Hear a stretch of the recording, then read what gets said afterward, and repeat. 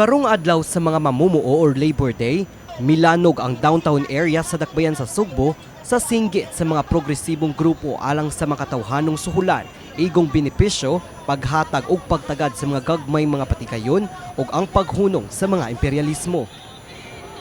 Aduna say nagkadiiyang pasundayag ang mga kabatan-unan ug mga anak sa mga mag-uuma sa Sugbo sa Dancolon. Among nakailang usa sa mga miyembro sa samahan ng ex-detainees laban sa detensyon at aresto kon selda, mipadangat ang 67 anyos nga mag-uuma nga si Efren Alcantara nga napriso siya sa kapin sa usa ka tuig tungod sa aligasyon nga siya terorista. Apan wala nagdugay na pamatudan nga siya walay sala o inosente. 540 lang. Unya magpliti pa ang maumuo, bundag, magpliti sa hapon, mag-snack alas 3, mag-snack alas 10, paniud to pa nila. Sa to pa, dako na kay giiban sa ilahang inadlaw nga income. Padayon, magpaitoy-itoy ang gobyernong Marcos Duterte sa mga interes sa langyaw, sa mga korporasyon, ug lokal na komprador, taliwala sa krisis. Ang gobyerno na nagpaminintuta sa imperialistang US. Misalmot sab sa kalihukan ang batanon nga si Cassandra Kisteria gikan sa Anakbayan, Cebu. Og bitbit ang microphone, gipanawagan niini ang pagbasura sa oil deregulation law.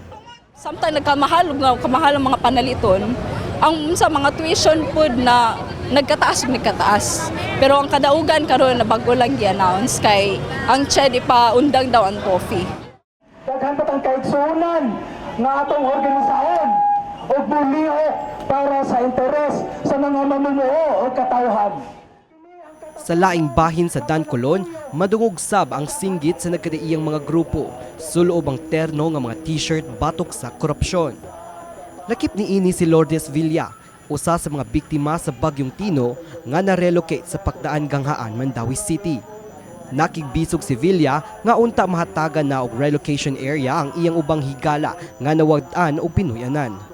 Labi na namo dito sa Paknaan, Ganghaan, apiki kami sa paglihok tungod sa grablan nga kanang kuan nga giangkon bitaw sa Kliman. So, bigot kay among kahimtang karon. So, wala mi pamatia sa gobyerno. Wala mi tagay pagtagad karong panahon na. Sa laing bahin, samtang nagmarcha sa kadalanan ang mga progresibong grupo, ang Department of Labor and Employment Condoles 7 may pahigayon og mga kalihukan alang sa mga mamumuo sama sa tinuig nga job fair o ang pagpadayon sa benting bigas program sa gobyerno. 2,000 ka mga beneficiaries ang target nga makapahimos ni ini karong adlaw, diin adunay maximum sa 10 ka kilo sa bugas ang matag tawo.